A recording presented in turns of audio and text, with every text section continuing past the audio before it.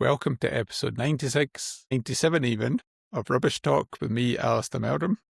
And myself, Jane Bond. How many times do we have to redo this, Jane? For me to get the right episode number? It's all right, you'll be fine. Be okay. This week, myself and Jane are going to chat about waste journey of cooking oil. So this one we've had to delve deep into the archive, the research to try and work out what actually goes on in the UK with cooking oil. But before we do that, any news? I think we've got quite positive news this week. We've moved away from grumbling about fly tips and all the rest. So some positive things, I think, Jane. Yep, well, I've got one here about Gap Group is launching UK-wide insulation panel recycling service. So this links into episode 39. Nigel Tomlinson was the director of Gap Group. He came on and talked to us about what they were doing in terms of fridges. And this is basically end-of-life insulation panels, which includes, it's a kind of fridge and recycling insulation cores and things like that go into fridges, and also into insulation into buildings and things like that. So it's it's quite good that we can actually recover these metals, because I think these materials, because I think at one point, have you got a different strip from me, Jane? No, my insulation. I've got no insulation actually. To be fair, I need more insulation. But yeah, so I think it's quite important, because I think it's that blown composite and foam core panels that were quite difficult to extract and also to recycle. So they're saying at around 80, construction accounts for about 62% of the waste generated. So hopefully we'll be able to pull that out of buildings and demolition and all that sort of stuff and be able to recycle it.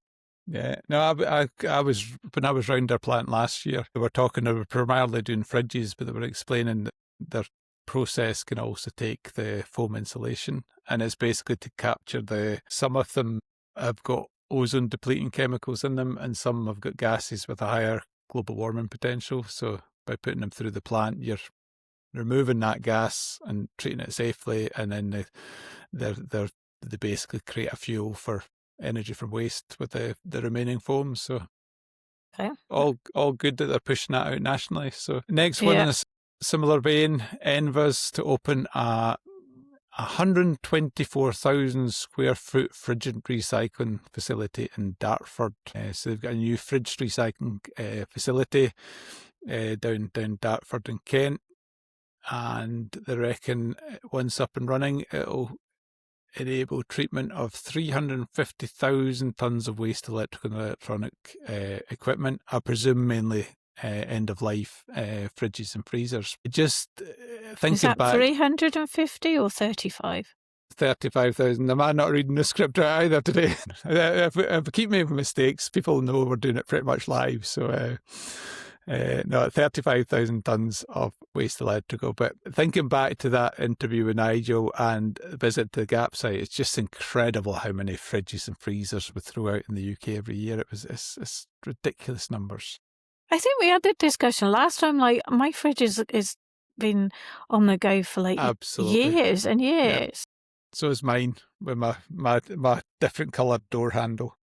Yeah. Well, do you know what? I think the thing is, some people are about fussy. We can't be that fussy with our fridges and different coloured door handles and stuff like that. Yep. So there's another one, which is again links to dangerous substances and things like that. And this is the risks. There's a PFAS plan. Right, so I'm going to try and say what this is. Per and polyfluoroalkali substances. PFAS, and they're so-called forever chemicals. I think these are like the POPs, like persistent organic pollutants, a similar sort of idea. And I think they're looking at how these PFAS chemicals move through the environment and how we can how the impact can be minimised.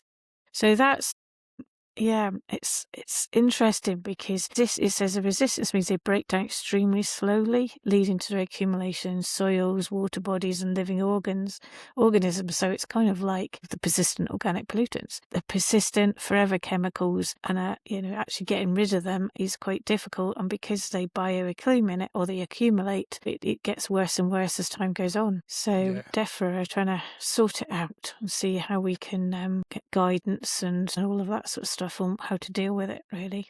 The big focus, I think, seems to be on the water treatment systems. Mm.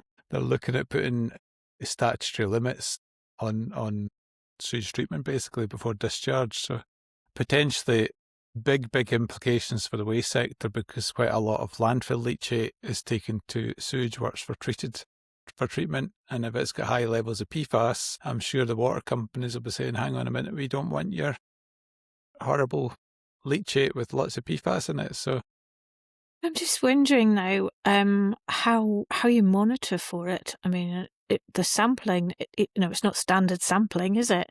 So I suppose they'll have to add all of this. I don't know how much it costs to analyse PFAS substances and how many there are.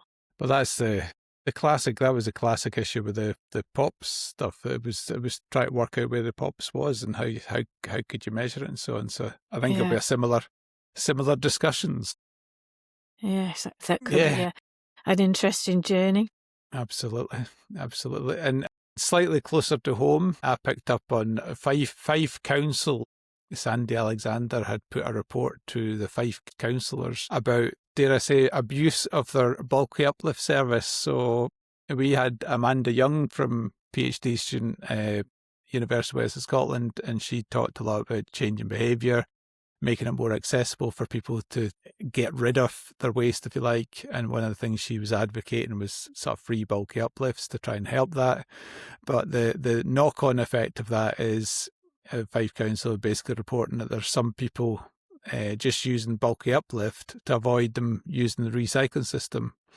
So in one case, there was somebody who'd used the service 35 times over the year.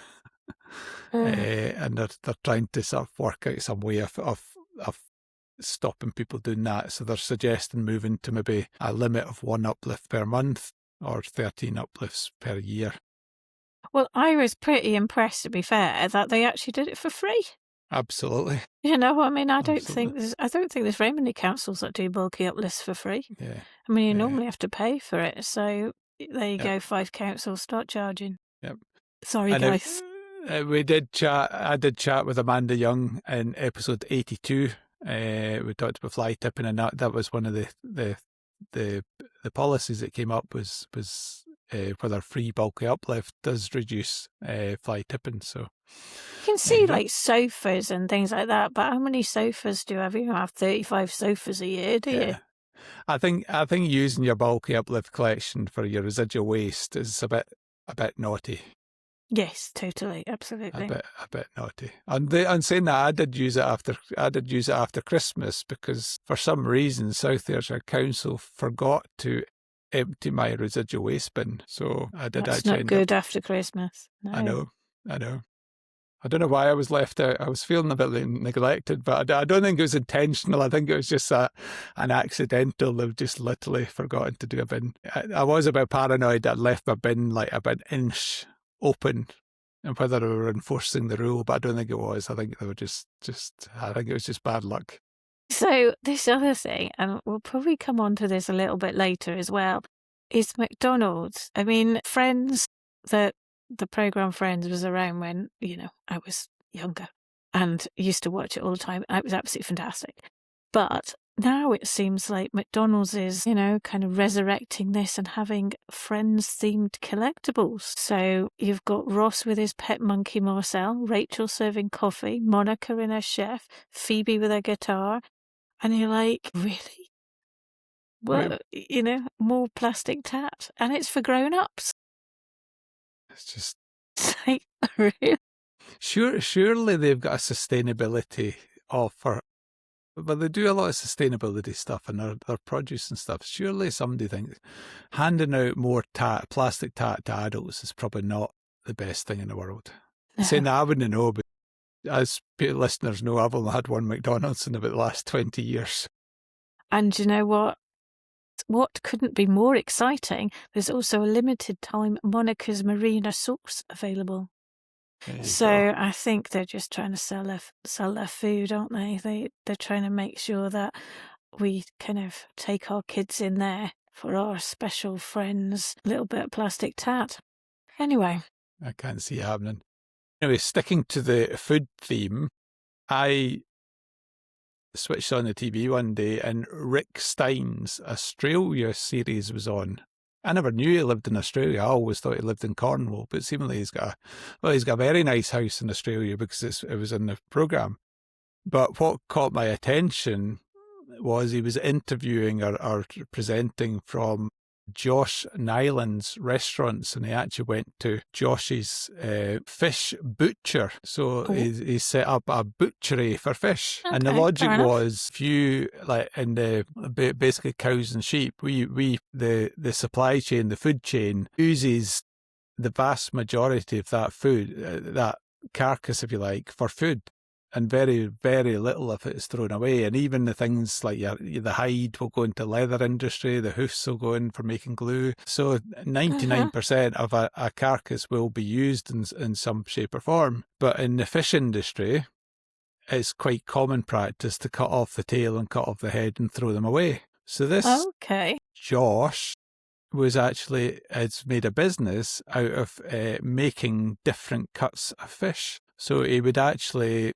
things like he would take the liver and use that as liver, and he says it's like foie gras. Can't be that big a liver though. Well, no, it's just very. So, in saying that, they had some pretty chunky fish there. All right, so okay. Now he'd take the heads, and he was making like cured sausage. He was making patties, and the bit that really caught my eye was he was making ice cream from the eyes. Gay. So he's like, and in fairness to Rick Swine was tasting all these cured sausages and patties and thing, and he was automatically assuming they'd taste really fishy, but he said they were actually really nice. So okay, if you want to hear about reusing all your fish and how a fish butchery works, have it out. It was episode 1 of the Rick Stein's Australia series.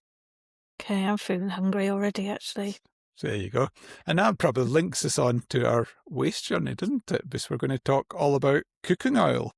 There you go, fish and chips. Yep.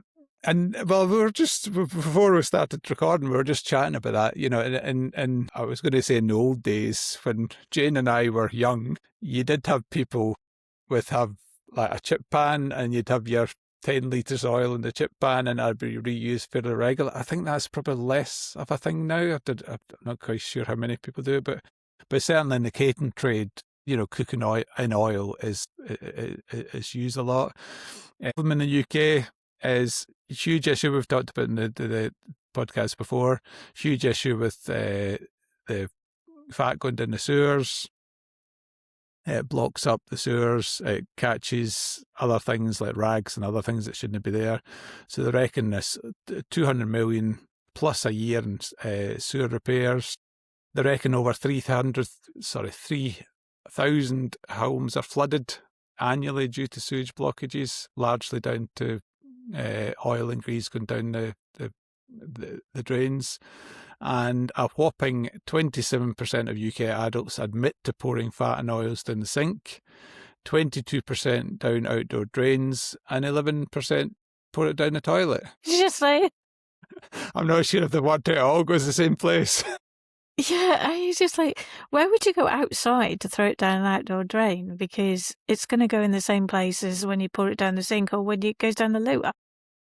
No idea. There's a logic there, and we'll come on to what you should and shouldn't do as we go through. So over to you, Jane, in terms of how much quantity of cooking oil we use.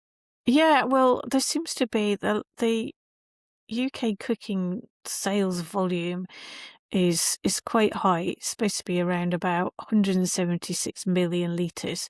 So we've got the most popular at the top of the list is sunflower oil, around about 61 million litres. So we all like that one. Vegetable oil, 58 million litres.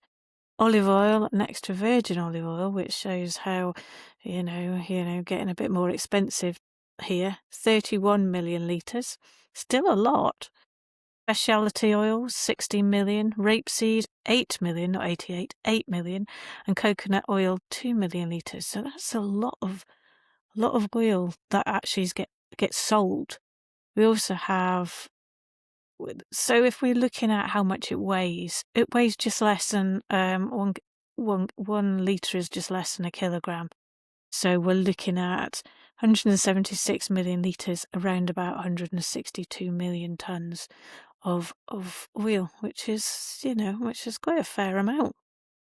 Well, the one thing when I was researching this, the one thing I couldn't find any sort of sensible quantities for was the amount of animal fat, so large drippings and stuff that are probably still used as well. So it seemed to be, vegetable oil seemed to have a really good database of what was sold, but the animal fat was just disappeared. So not quite sure how much totals were there. And then what I was trying to do, I was trying to work out how often you can reuse cooking oil. And I've never quite worked out how do you tell how does a chip shop tell if the oil's too old or whatever? But seemingly you can use it anything between 2 and 20 times. Lovely. Which I'm not quite sure how we do it. I'm sure there is a protocol for whether your oil is in good use. But where I then struggled was I was thinking, well, if you're cooking something in oil 20 times, surely you get less oil, but some of that oil's going into the food. But according to the data in the UK, it's something like 250 million litres of used cooking oil produced every year. But that's bigger than what's sold every year. There's something not right. And I don't think, I was thinking, is it the water? It's getting extra water. It's maybe getting a bit of water from the food or whatever, but there's something not right with the figures. So either the amount sold's not right, or the amount that's used cooking oil is not right. So, and I couldn't get to the bottom of it. So again, as usual, from myself and Jane can't work it out. If there's any experts out there can help us and point us in the right direction why the figures don't quite tie up, please let us know. Yeah, and so what happens to it? So, probably most of it gets, when we're talking about pouring down drains and stuff like that, it's a lot of householders, possibly plus restaurants that are only perhaps not, frying with oil rather than the big chip pan things. But about a quarter of adults pour the fats and oils into the drains, and it's like there's so much things that could happen. And we talked about a while back about these sewage blockages and that big, massive, greasy fatberg thing that was heading down the sewers in the south. The 100-ton fatberg moved from West London sewer, equivalent to 8 double-decker buses buried underground. I mean, like, that's just because it, as it's going right down, it all kind of merges into one, doesn't it? It all sticks to everything. So not only you've got the fat down, you've got wet wipes and all the other stuff that's put down, and it all just And I tell you what, right? You need to look at this link. Okay, we're going to share this link, but this is disgusting. This was a bit of a deep really disgusting. So this looks at how much grease and stuff is poured down over Christmas or whatever, and it's like this food artist has created a Christmas dinner made entirely out of fat. So she's made a turkey, sprouts, and all that palaver, and it's all made out of fat, and it's disgusting. It really does look disgusting.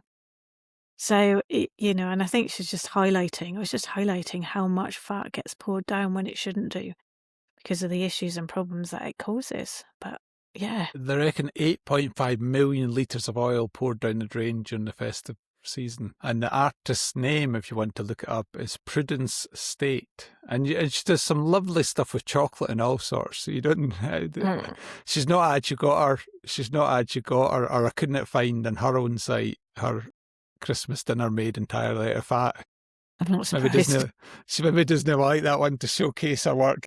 It shouldn't be, the message here is shouldn't it be an issue? We should be viewing cooking oil as a resource, and largely do in the UK. Certainly most of the big catering establishments use it as a resource. There's a pretty robust collection system for used cooking oil, and basically that's converted into biofuels or sustainable fuels. Generally, it's collected from businesses, but I'm sure if you were a householder, for whatever reason, produce a lot of cooking oil, you could probably arrange a collection yourself. Basically, this is all about, if you're not recovering your cooking oil to create biodiesel, then you should maybe be thinking about it. Yeah, because I think often in a household, if you do produce a lot of fats and oils, and you're probably thinking more like if you do have chip pans and stuff, because generally there's not masses, if you do fry stuff in oil, then you can solidify it and then throw it in your food waste business. But there are rules for making sure that fats aren't put down the drain, more to do with businesses, I think, than householders. But yeah, I suppose it's just easier, isn't it? Often easier isn't the best way. Yeah, I certainly find now it's easy. If you are cooking at home and you got fat, you pour it into a little bowl, you let it solidify, and then it's easy enough to put into your food waste. So sort of tips for recycling at home. So let it cool, collect in a sealed container. You should be able to. There will be council recycling points. Household waste recycling centres will sometimes have cooking oil points. You would just need to check with your council. Bear in mind, don't put it in the engine oil. Engine oil and cooking oil are very, very different things at HWRC sites. So please don't put it in the engine oil. As we said, solidify it and put it in your food waste bin is fine. And generally things like if you've used a bit of kitchen roll to wipe up some oil, that'll be fine in your food waste bin, even though it's got the kitchen roll there, because that'll biodegrade in the compost or the AD plant. Another one I have heard before people doing is mixing your cooking oil with seeds to make bird food, especially if it goes hard and you can make these wee balls and stuff for bird food. There's a wee reuse option for you. Tips there from Alistair Meldrum. Absolutely. So, and I guess at work, same thing. Mainly, isn't it? The store in steel containers, don't put them down the drain. You can get licensed collections. I mean, I know one of the big companies is Aleco, that pick up oils and stuff like that. So they will pick it up for you. And I suppose it's just making sure that it goes to the right place and not down the drain. When we decided we were doing cooking oil last week, I actually passed a local driver picking up oil, and I was almost going to stop the guy and start asking him some questions about how his service works. And I thought, no, he's probably too busy to be quizzed by me about his collection system. So it's probably just as well. So in terms of the cooking oils, as we said, there is a collection system, a fairly robust collection system across the UK. Much, much better to get it collected, turned into biofuel. So as I said earlier on, this figure of 250 million litres of used cooking oil sort of keeps appearing, but where we can't work out is why that's bigger than the actual tonnage, the quantity that seems to be sold. But we reckon that about 60 to 70% of that is converted into biodiesel. So there's still room for improvement. That's a lot, 30% of 250 million litres is a lot of cooking oil that's going amiss.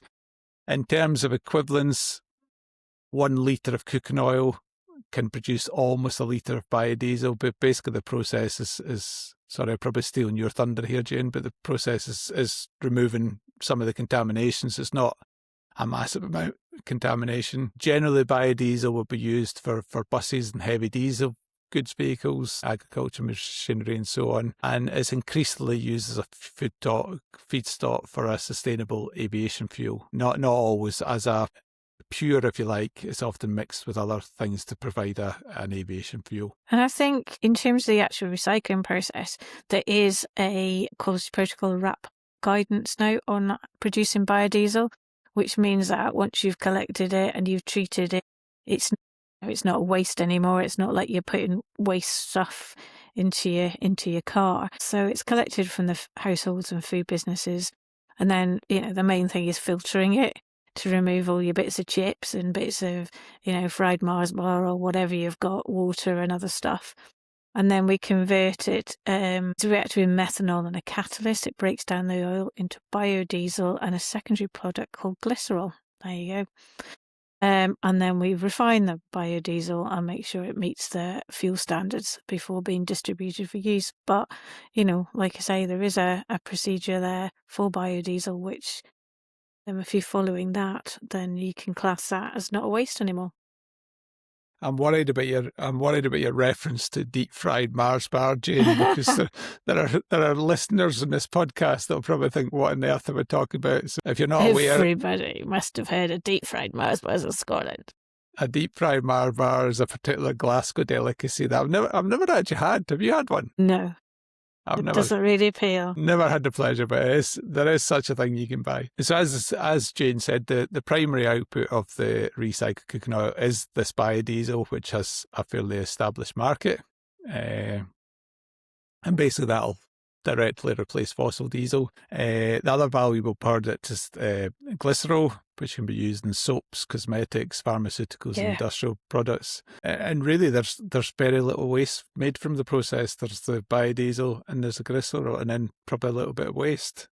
We did have a look at we were slagging off McDonald's there earlier on for plastic tat, but they proclaim that they run 100% of their vehicles on diesel. They collect all their cooking oil from all their operations. They take it to a facility in Liverpool, and they create their biodiesel, which is used for their own delivery trucks. So it can be a really sustainable thing for operators.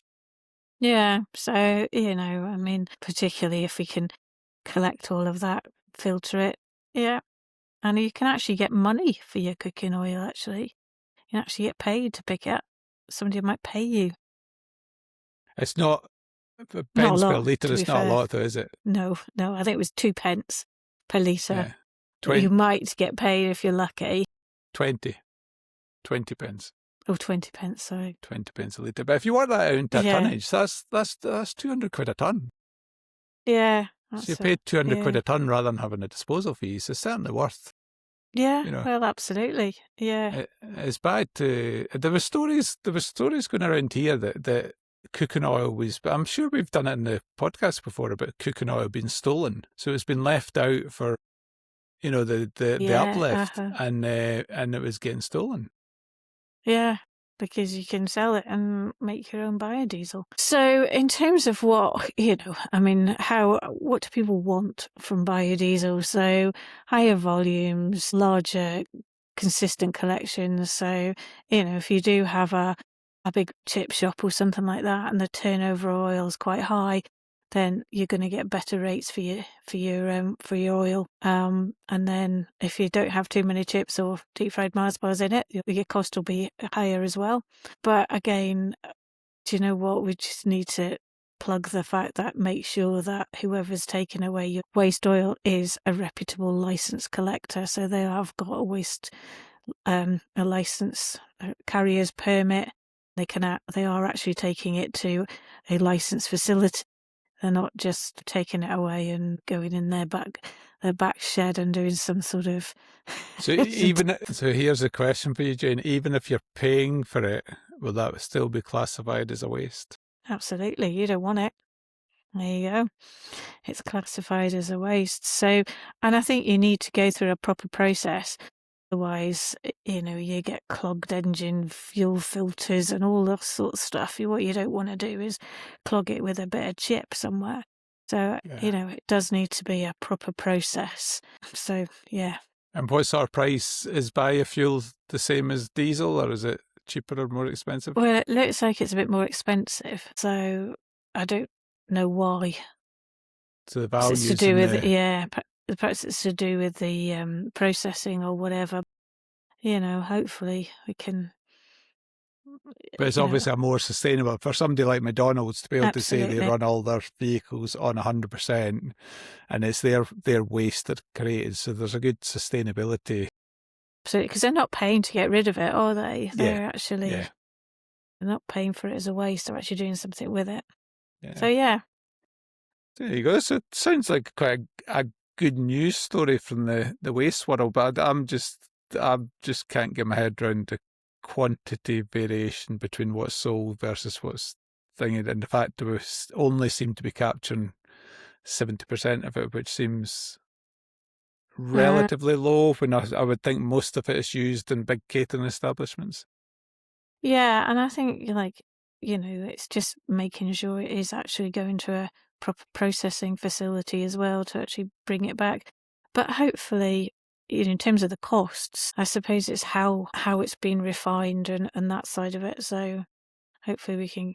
I don't know how you get the price down compared to normal You just hope the diesel. price of oil goes up and then your biofuel will be cheaper. That's Well, what you need yeah, to. that's probably true. That'll happen at some point. So that's our episode on the waste journey of cooking oil. So just practical, simple things for home. As we've discussed, do not, whatever you do, pour it down the drain. Or the toilet. Or the toilet, or the outside drain, or whatever Yeah, other whatever. drain you want. Let it cool. Seal it, either take it to your recycling site or, as we said, solidify it and put it in your recycling bin. Definitely for businesses that produce lots of cooking oil, store it in your containers, get it labelled up, contract with a reputable waste operator that collect cooking oil, and you don't need to just chuck it down the drains anymore. No. End of story. No fatbergs, no art creations out of fat. Nothing like that. We'll all be fine. We do need to share that picture to them.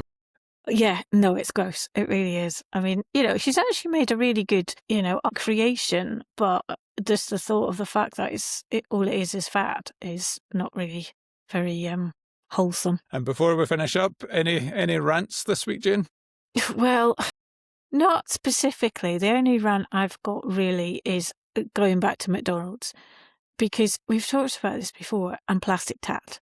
Yes, you go to McDonald's. But it's not plastic tat. It's collectibles, Jane. It's collectible items that people are going to love and cherish forever. Aye, right. The thing is, it's just plastic tat. It's like you get this Monica or whatever you get, Phoebe with a guitar, and it's like, yeah, okay, that's really quite cute. And what do you do with it? Take it home. You may, put it on your mantelpiece for a little bit as a decorative item, and then chuck it in the bin after. It's just why? I bet they're not even made out of recycled plastic either. We should have maybe searched that. I should have checked. So if somebody's got one, can you check for us? Yeah, that's right. And see, I'm not going to go to McDonald's to buy one. No. I think you have to have special Monica's Marina sauce or something, marinara sauce or something like that. I might go in just for research purposes. That's next week's episode. Okay. Find out which one Jane got with her McDonald's meal. It's probably not even in Scotland. It's probably just London or something. We'll probably missed out. So, well, there we go. That's our waste journey about cooking oil. Thank you very much. And thank you. Thanks for tuning in. We hope you enjoyed this episode. See you again next Thursday at 4 p.m. Don't forget to follow, share with friends, and send us your feedback at hello@rubbishtalk.co.uk.